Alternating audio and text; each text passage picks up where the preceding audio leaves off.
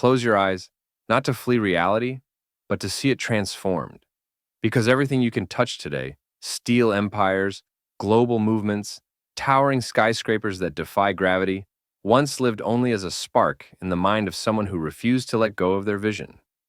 What the world mocked as unrealistic, they called inevitable. And so I ask you, what do you see when the noise dies down, when the world is silent, and only your soul speaks? Not the limits you inherited, not the chains others handed you, but the vision burning within. That is where your life begins. Visualization is not fantasy. It is not wishful thinking. It is the blueprint of greatness, the discipline of belief in motion, the language of every game changer who ever lived. Walt Disney stood in swampland and saw a kingdom. Edison stood in darkness and saw light. Lincoln stood in a nation torn apart and saw unity. They were not hallucinating. They were seeing with a deeper eye, and you have that same eye. But here lies the tragedy. Most people never use it. They don't see their future. They rehearse their past.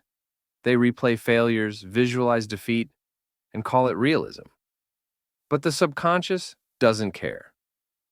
It doesn't know the difference between imagination and reality. It simply obeys. When you see defeat, you train for it. When you see greatness vividly, consistently with emotion, you summon forces far beyond your conscious comprehension. This is definiteness of purpose, the moment when a wish becomes a will. The Wright brothers had no funding, no applause, no credentials. But they saw flight when the world laughed at the sky. They obsessed, they failed, they bled forward, until gravity itself bowed. That is visualization. It is mental architecture. Your mind is a garden. Plant doubt and it grows. Plant vision and it flourishes. The soil does not care. It will nurture whatever you sow. That is the terrifying beauty of thought. Guard your imagination because it is your construction site. But vision alone is not enough. You must live it. You must walk it, talk it, act as if it is already real. Because the subconscious does not obey commands. It obeys patterns. The more vividly, the more often, the more emotionally you visualize your future, the more your nervous system calibrates to act accordingly. Athletes do it. Navy SEALs do it. World-class performers rehearse victory before the battle begins. Because the body follows the mind, not the other way around. If you see only problems, they multiply.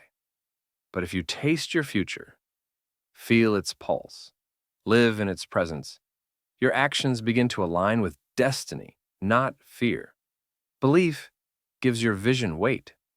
Without belief, visualization is a painting without color. Henry Ford once said, "Whether you think you can or you can't, you're right." That was not wordplay, it was law. You will never outperform your self-belief. The question is, can you see yourself there before the world puts you there? Can you act as the person you are becoming, even when your circumstances scream the opposite? That is the price of greatness. Carnegie was a penniless immigrant, but in his mind, he was already a titan. He walked into rooms he had not yet been invited to. Eventually, the world caught up to his inner reality. You must do the same. Become a visionary not only in ambition, but in identity. Who are you becoming? What do they see, say, tolerate, pursue? Visualize them. Speak their truth. Live their habits, and you will close the gap between dream and reality. But vision without action is a mirage. Dreams without movement become torture. You must define your future with precision. Not, I want success, but I will earn $10,000 a month by solving this problem. Not, I want health, but I will weigh this much, lift this much, run this far by this date. Vague goals produce vague results. The mind needs specifics. Define it, design it, then live it daily. Because repetition is the sculptor of destiny. You do not become what you visualize once. You become what you visualize consistently, obsessively, until your brain begins shifting your actions, your standards, your environment to match. That is not magic. That is biology. Your reticular activating system tunes your awareness. If you feed it fear, it sees danger everywhere. Feed it vision, and suddenly opportunities appear that were always there, but you were blind to them. Clarity fuels belief. Belief fuels discipline. Discipline is not punishment. It is alignment with your inner fire. When your vision burns hot enough, mediocrity becomes unbearable. You don't need external motivation. You only need to remember what you saw in silence. That image becomes your compass. Every rejection, every sacrifice, every early morning becomes sacred because they are bricks in the structure you already walked through in your mind. Action sparks momentum. The first steps are hardest because they defy your current identity. The ego clings to the familiar. But the moment you act boldly, you declare, "This is who I am now." And though the world may not notice instantly, the universe does. Opportunities rise when you move. But action alone is not enough. You must inject it with emotion.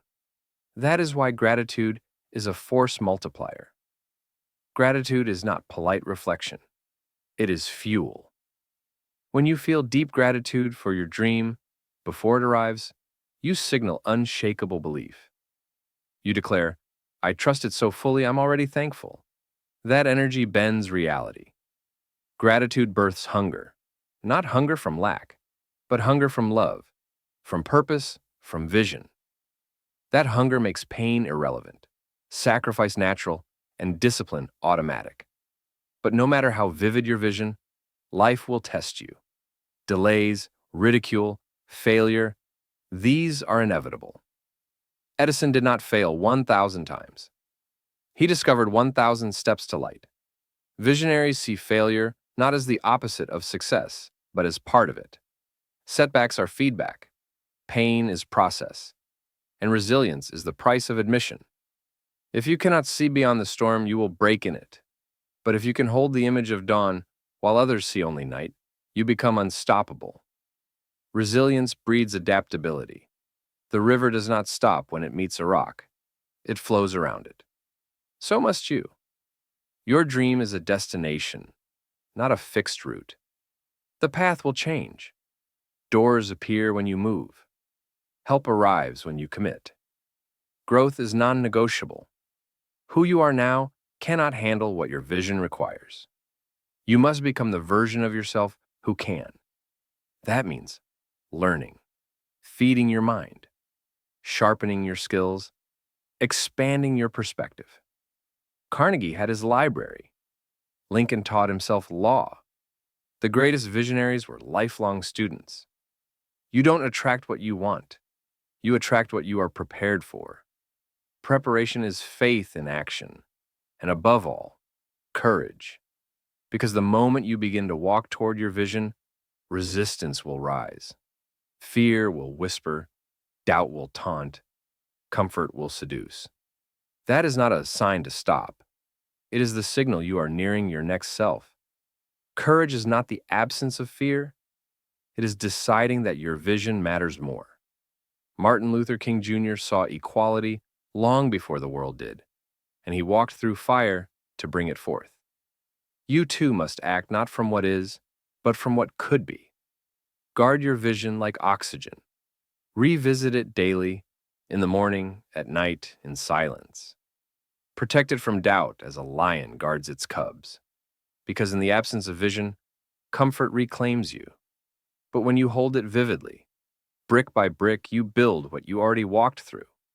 One day you will step into a room you once dreamed of, shake hands you once admired from afar, and your soul will whisper, "I've been here before." Because you have. You saw it first. You believed it when no one else did. You built it when the world doubted. That is the mark of greatness. To carry a vision so vivid, it survives rejection, outlasts delay, transcends failure, and reshapes reality itself. Your vision is not just yours. It is for those who will rise because you did, for the lives transformed by your courage, for the legacy you will leave. Dare to see vividly, believe relentlessly, act boldly. The world does not respond to what is real. It responds to what is believed. And a visionary with courage is mightier than 1,000 skeptics. So close your eyes one more time. See it, believe it, and never stop until you achieve it.